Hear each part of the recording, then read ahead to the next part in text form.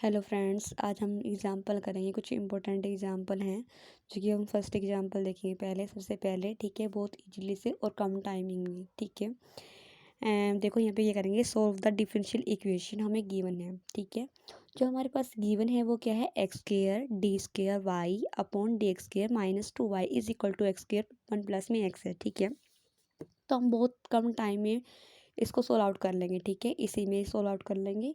जो बीच में जो 3 स्टेप हैं जो हैं वो मैं आपको बता देती हूँ। ठीक है, हमारे पास जो इक्वेशन है गिवन है ये है।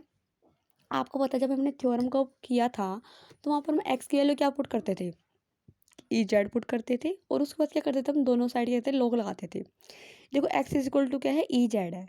जो मैं इधर भी लॉग एक्स लगाऊंगी, देखो एक्स इज इक्वल टू क्या है, ई जेड है, तो मैं इधर क्या लगाऊंगी, लॉग एक्स हो जाएगा। लॉग लेंगी तो इधर भी लगाऊंगी तो क्या हो जाएगा, लॉग ई जेड हो जाएगा। अब मुझे पता है कि लॉग से ई कैंसिल आउट हो जाता है, क्या क्या रह जाएगा, z is equal to log x रह गया। तो हमारे पास क्या आ गया, z is equal to log x. And हमें पता है जब हमने इक्वेशन प्रूव की है तो हम क्या प्रूव करके आए हैं, जहाँ एक्स डी वाई पर में डी एक्स होगा वहाँ पे हम लिख देंगे डी वाई।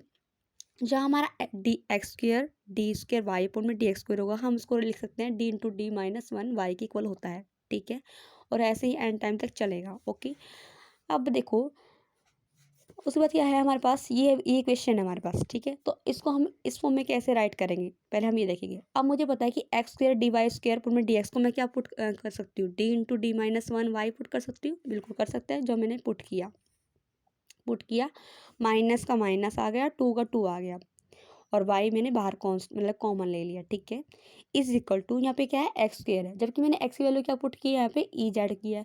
और तो एक्स स्क्र के लिए क्या हो जाएगा, ई टू जेड हो जाएगा। ठीक है, और वन का प्लस आ गया।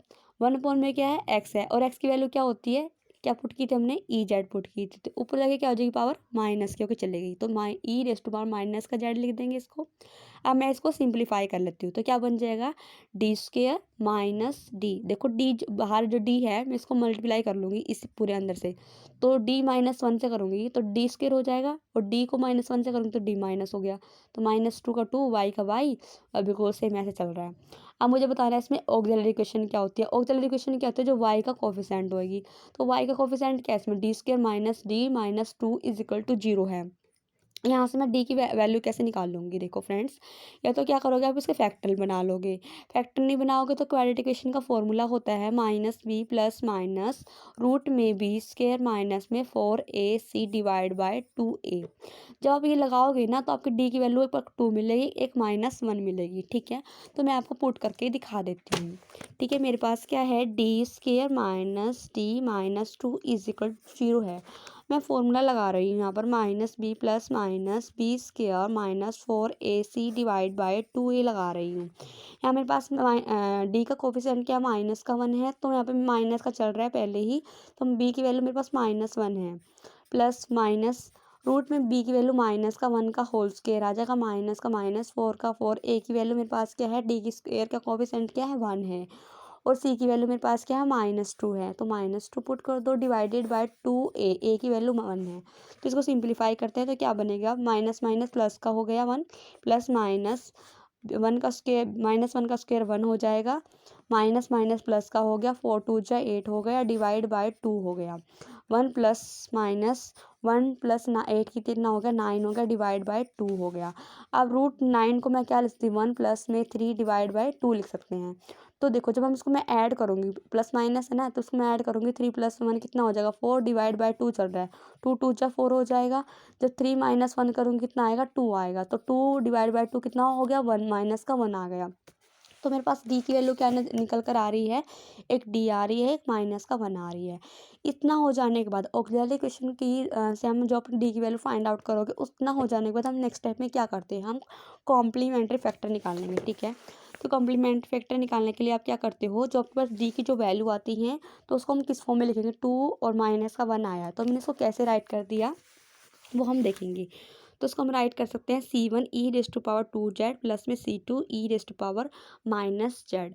अब काफ़ी सारे स्टूडेंट होते हैं तो उनके माइंड में आता है कि C1 एंड C2 होता क्या है। ये C1 and C2 is a constant function होता है। ठीक है, कांस्टेंट होता है, ये एजली कांस्टेंट लगाया जाता है ई रेस टू पावर 2z कहाँ से आया, क्योंकि मेरे पास d की जो वैल्यू आ रही थी वो 2 और माइनस का 1 आ रही थी, तो मैंने 2 को एक बार तो ई रेस टू पावर 2z लिख दिया और माइनस के 1 को मैंने लिख दिया ई रेस टू पावर माइनस का z लिख दिया।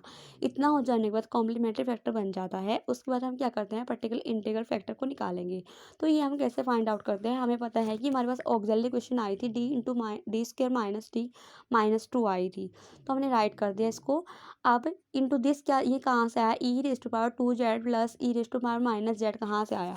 अब मुझे पता चल रहा है कि जो ये क्वेश्चन थी मेरे पास, ये इक्वल टू किस क्या आ रही थी हमारी, जब मैंने पुट किया था d into d minus 1 -2 y is equal to E2z plus e raised power z. तो ये वाली वैल्यू है ना, यहाँ पर हमने इसको मल्टीप्लाई में रखा है यहाँ पर, ठीक है, ऑक्सिलरी इक्वेशन के साथ मैंने रखा हुआ है। उस पर हम नेक्स्ट स्टेप में क्या करेंगे, ये जो 1 में D square minus d minus 2 चल रहा है, ये मेरा ई रेस्ट पावर 2z से मल्टीप्लाई हो जाएगा, बीच में प्लस का आ जाएगा, फिर ये मल्टीप्लाई हो जाएगा मेरा ई रेस्ट पावर माइनस की जेड से मल्टीप्लाई हो जाएगा, क्योंकि देखो वो इंटू में है ना, दोनों के इंटू में है, तो ये एक बार इससे ही मल्टीप्लाई हो रहा है, ये एक बार इससे ही मल्टीप्लाई करा, तो हमने इतना करा जस्ट। उसके बाद मुझे पता है कि जो ई रेस्ट की पावर जो चल रहा है 2z, तो जेड का कोफिशिएंट क्या है, यहाँ पे 2 है, तो जो 2 है हमने यहाँ पे डी की वैल्यू को पुट कर लेंगे, तो डी की वैल्यू जब मैं डी की वैल्यू यहाँ पे 2 पुट करूँगी, जो ई रेस्ट पावर 2z है, जेड का जो कोफिशिएंट क्या है 2, जब मैं डी की वैल्यू यहाँ पे 2 पुट करूँगी तो 4 आ जाएगा, और माइनस की 2 डी की जगह मैं पुट करूँगी 2, तो माइनस का टू 4 हो गया, एक प्लस का 4 चल रहा था, कैंसिल आउट हो गया, क्या क्या 0 बन गया। जब ये 0 बन जाता है तो उस टाइम क्या होता है, हमारा case is the failure, case of the failure हो गया। जब ये केस फेलियर हो जाता है तो उसके बाद नेक्स्ट स्टेप हम करते हैं क्या है, डेरिवेटिव करते हैं, ठीक है। तो हमने इसका डेरिवेटिव करा विद रिस्पेक्ट टू जेड, तो डी स्क्वायर का डेरिवेटिव क्या होगा 2z माइनस 1 कैसे आया, देखो पावर आ गया तो डेरिवेटिव होता है क्या कैसे, आपको पता ही है, पहले आप जो चैप्टर करा होगा आपने उसमें आपको समझ आ गया होगा, डेरिवेटिव होता है पावर आगे आएगी, ये डी स्क्वायर पावर आगे आएगी, पावर कम हो जाएगी, माइनस डी का डेरिवेटिव क्या हो जाएगा 1 हो जाएगा, और -2 है तो कांस्टेंट है, कांस्टेंट का डेरिवेटिव हमेशा क्या होता है 0 होता है। ऐसे ही इसमें मैंने करा डी स्क्वायर का डेरिवेटिव 2d हो गया, और डी का 1 हो जाएगा, और -2 का 0 हो जाएगा। इतना हो जाने के बाद फिर हम नेक्स्ट टाइम में वैल्यू पुट करके देखते हैं कि अब हमारा केस फेल हो रहा है या नहीं हो रहा है। तो फिर से मैंने पुट किया, यहाँ पे ई जेड 2z था, तो इसका कोफिशिएंट क्या 2, मैंने पुट करूँगी तो 4 बन जाएगा, तो 4 - 1 करूँगी तो कितना आ जाएगा 3 आ जाएगा, ठीक है, 3 आ गया हमारे पास। अब इसमें भी ऐसे करा, -2 और -1 -3 हो जाएगा, ठीक है, ये हमारे पास बन गया, पर्टिकुलर इंटीग्रेशन फैक्टर बन गया, ठीक है। और हमें कंप्लीट सोल्यूशन चाहिए, हम कंप्लीट सोल्यूशन कैसे बनाते हैं, y इज इक्वल टू क्या होता है complete solution, y is equal to complementary factor plus में पर्टिकुलर इंटीग्रल फैक्टर को ऐड कर दो, दोनों की वैल्यू जो आएगी तो हमें गिवन सोल्यूशन मिल जाएगा, वो y की वैल्यू आपको मिल जाएगी, ठीक है। तो hence the complete solution is okay.